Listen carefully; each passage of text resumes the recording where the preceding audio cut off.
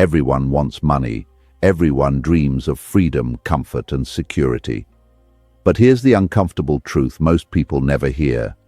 Wanting money is not the same as being ready for it. If wanting were enough, everyone would be rich. If wishing worked, struggle would disappear. So why do some people attract opportunities while others stay stuck no matter how hard they hope? Why does money seem to flow towards some and avoid others entirely? Stay with me until the end, because once you understand this difference, your mindset around money will never be the same again. 1. Wanting money is emotional. The desire for wealth is rarely a calculated, logical pursuit. Instead, it is a visceral reaction to the circumstances of one's life.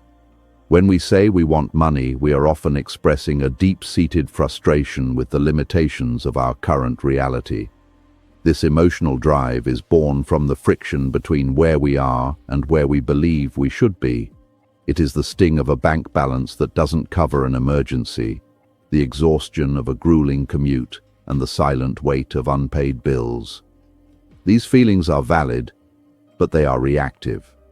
Emotion is a powerful fuel, but it is a poor navigator. When you want money out of desperation, your vision narrows, focusing only on the immediate relief of the pain rather than the long-term architecture of a stable financial life. This desperation creates a scarcity mindset that actually repels the very thing it seeks. Comparison is the second great emotional engine of desire. In a world saturated with the curated highlights of others' lives, it is easy to feel that you are falling behind. We want money because we see others enjoying the fruits of it, and we interpret our lack of it as a personal failure or a social disadvantage. This is the keep up with the Joneses trap, where the want isn't for the money itself, but for the status, the validation, and the perceived belonging that it buys. This emotional craving for significance makes us vulnerable. It leads us to spend money we don't have on things we don't need to impress people we don't even like. When the motive is to prove our worth to the world, the money becomes a tool for vanity rather than a foundation for freedom, ensuring that even if we get it, it will slip through our fingers as we chase the next trend. Fear is perhaps the most paralyzing emotion attached to money. Many people do not want wealth as much as they want an end to fear. The fear of lack, the fear of the unknown, and the fear of being helpless in a crisis. This fear creates a frantic energy. It makes people grasp at opportunities with sweaty palms and a racing heart. However, decisions made in a state of fear are almost always short-sighted. Fear prioritizes the now at the expense of the future. It makes you susceptible to high-risk gambles and get-rich-quick schemes because your emotional brain tells you that you can't afford to wait. The paradox is that the more afraid you are of not having money, the more likely you are to make the impulsive, high-stakes mistakes that ensure you stay in a state of lack. Ultimately, wanting money is a passive state of existence. It is a wish, a hope, and a longing that requires no change in character. Anyone can want. In fact, almost everyone does. But wanting doesn't bridge the gap between poverty and prosperity. When you are stuck in the wanting phase, you are a chaser. You chase the next trend, the next tip, and the next shortcut. Chasing is an admission that the object of your desire is running away from you. The harder you chase, the more you signal to yourself and the world that you are not currently a person who possesses value. To move beyond the emotional whirlpool of wanting, one must realize that money is not a prize to be hunted down, but a shadow that follows the substance of readiness. Until the emotional want is replaced by a mental readiness, the cycle of frustration will continue indefinitely. 2. Being ready for money is mental. Transitioning from wanting money to being ready for it requires a profound psychological shift. It is the difference between an amateur and a professional. While the amateur is focused on the get, the professional is focused on the become. Being ready for money means that you have already cultivated the internal environment necessary to sustain external wealth. This begins with an understanding of the nature of value. Money is simply a medium of exchange for value rendered. Therefore, a person who is mentally ready for wealth stops looking at their bank account and starts looking at their contribution. They realize that the marketplace does not pay for your needs, your feelings, or your time. It pays for your utility. This realization strips away the sense of entitlement and replaces it with a cold, clear focus on how one can be of service to the world. The mentally ready individual has replaced motivation with discipline. Motivation is an emotional state, often tied to the wanting we discussed in the previous section. It is fleeting and unreliable. Discipline, however, is a mental construct. It is the ability to do what is required regardless of how you feel. When you are ready for money, you don't wait for a burst of inspiration to work on your business or study the markets. You operate on systems and habits.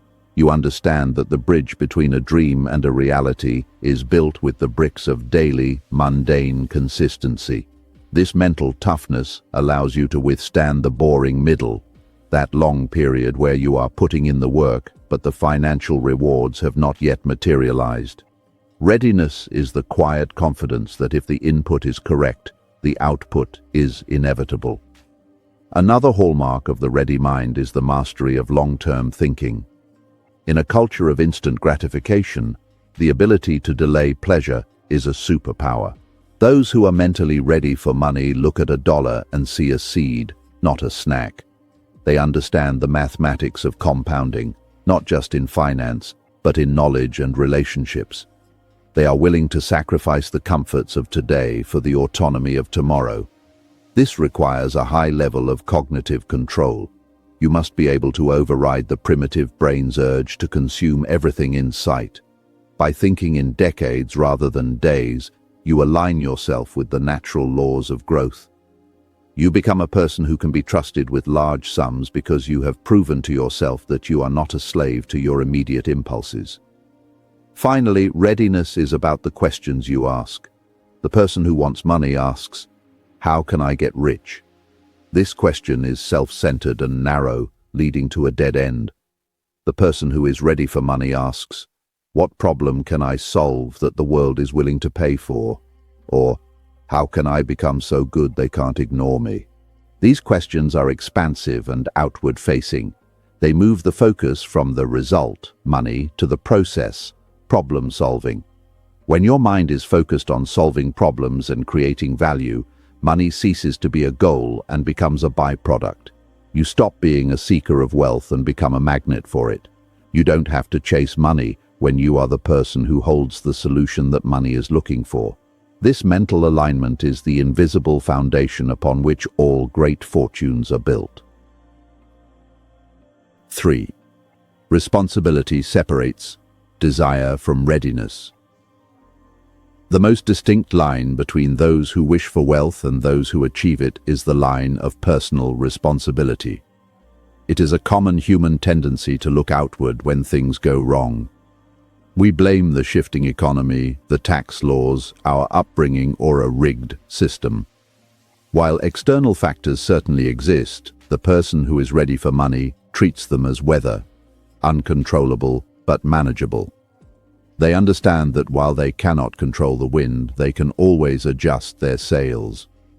Radical responsibility means accepting that your current financial state is a reflection of your past decisions, your current habits, and your level of skill. This is not about self-blame, which is emotional. It is about self-ownership, which is functional. Once you take 100% responsibility for your life, you gain 100% of the power to change it. A core tenet of this responsibility is the management of current resources. There is a dangerous myth that more money will fix financial problems. In reality, more money usually only accelerates the habits you already have. If you are disorganized with $10, you will be a disaster with 10 million. Being ready for money means demonstrating stewardship over the little you currently possess. It means budgeting, tracking expenses, and living below your means even when you feel you deserve more. This is the proving ground. If you cannot manage a small household budget, the universe, or the marketplace, is unlikely to hand you a corporate budget or a massive investment portfolio. Responsibility is the practice of being a good custodian of your current reality so that you are prepared for a larger one. Furthermore, responsibility extends to the development of character. Money is an amplifier. It doesn't change who you are, it just makes you more of who you already are. If a person is insecure, money makes them a bully. If a person is generous, money makes them a philanthropist. If a person is undisciplined, money makes them an addict. Readiness involves the inner work of refining one's character before the money arrives. This means developing integrity, honesty, and a work ethic that doesn't depend on a supervisor. People who are ready for money have built a character strong enough to carry the weight of wealth. They know that without a solid moral and ethical framework, the sudden influx of money can be more destructive than helpful, leading to a collapse of the very life they worked so hard to build. Finally, responsibility means becoming a lifelong student of the game. You cannot be ready for money if you refuse to understand how it works. This involves taking responsibility for your own financial education. You don't wait for a mentor to find you. You seek out the books, the courses, and the people who have done what you want to do. You take responsibility for understanding taxes, interest rates, and investment vehicles. Most people want the fruit of the tree without learning how to tend the soil. But the person who is ready for money knows that the luck people talk about is usually just the intersection of preparation and opportunity.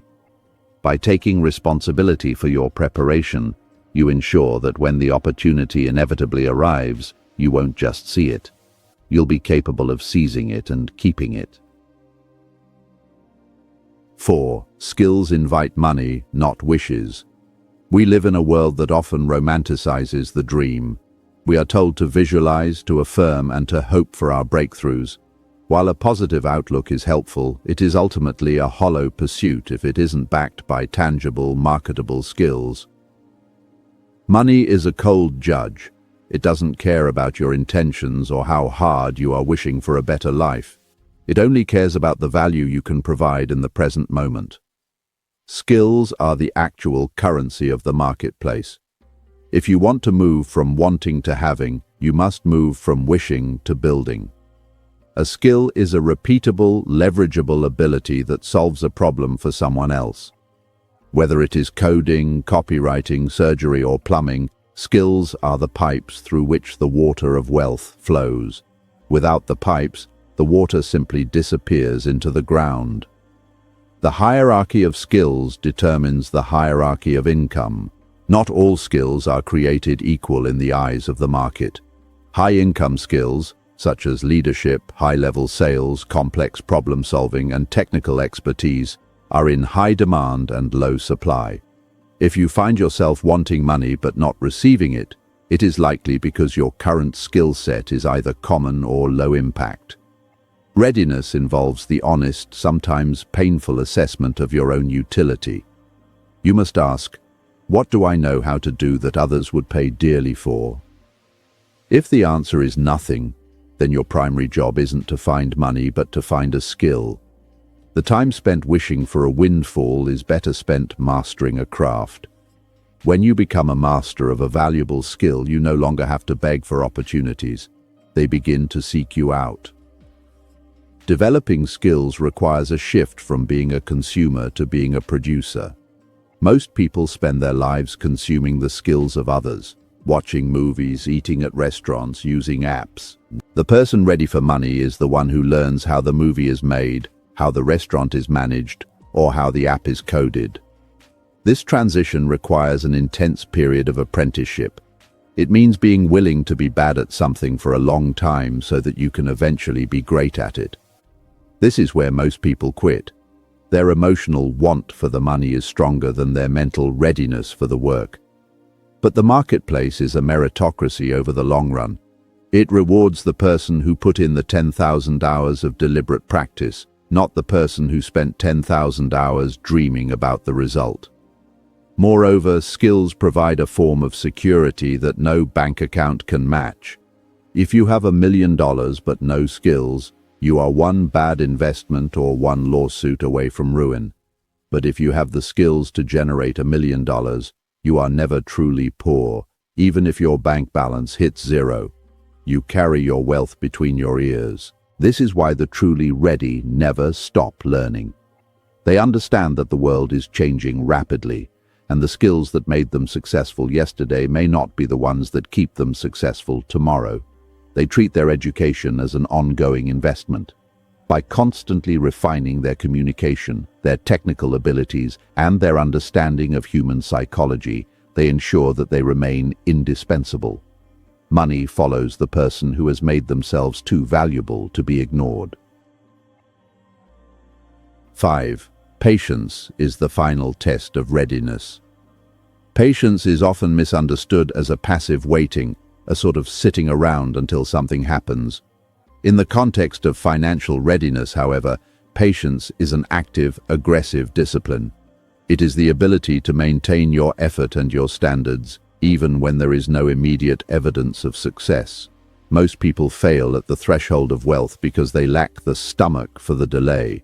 They want the microwave version of success, but wealth is a slow cooker process. This final test of patience is what separates the mature from the immature. It is the understanding that there is a natural season for sowing and a natural season for reaping, and you cannot have the latter without the former. If you try to force the harvest, you end up destroying the crop. The boring phase of wealth building is where the real work happens. This is the period after you've set the goals, after you've started the habits, and after the initial excitement has worn off. It is the mundane Tuesday morning when you have to stick to the plan even though you haven't seen a profit in months. Patience allows you to keep your head down and focus on the quality of your work rather than the speed of your results.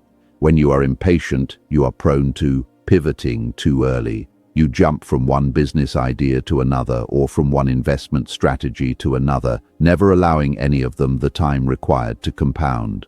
Patience is the holding power that allows your efforts to actually take root and grow into something substantial. Furthermore, patience is a signal to the world that you are a person of substance. Haste often looks like desperation, and desperation is a weak negotiating position. When you are patient, you are able to wait for the right deal, the right partner, and the right moment. You don't feel the need to jump at every opportunity that comes your way because you trust your process. This calm at the center of the storm is a hallmark of someone who is truly ready for money. You aren't easily rattled by market fluctuations or temporary setbacks because your perspective is anchored in the long term. You understand that true wealth is built quietly, in the dark, through thousands of small, correct decisions that eventually accumulate into a visible breakthrough. In the end, money respects patience because patience is a proxy for maturity. A child wants everything now. An adult understands that anything worth having is worth working for and waiting for. By the time the money actually arrives, the person who has been patient is no longer the same person who started the journey. They have been forged by the waiting. They have developed the discipline, the skills, and the character required to not only handle the wealth but to grow it and use it wisely. The money becomes a tool in the hands of a master rather than a toy in the hands of a child. Patience is the final proof that you are ready, because it shows that you no longer need the money to validate your worth. You have already become the person who is worthy of it. So remember this: wanting money is common. Being ready for it is rare. Money doesn't respond to desperation. It responds to discipline, value, and responsibility. If you shift your focus from wanting more to becoming more, money will eventually follow. And when it does, you'll be ready to keep it, grow it, and use it wisely. If this message resonated with you, stay focused, keep growing, and remember, preparation always comes before reward.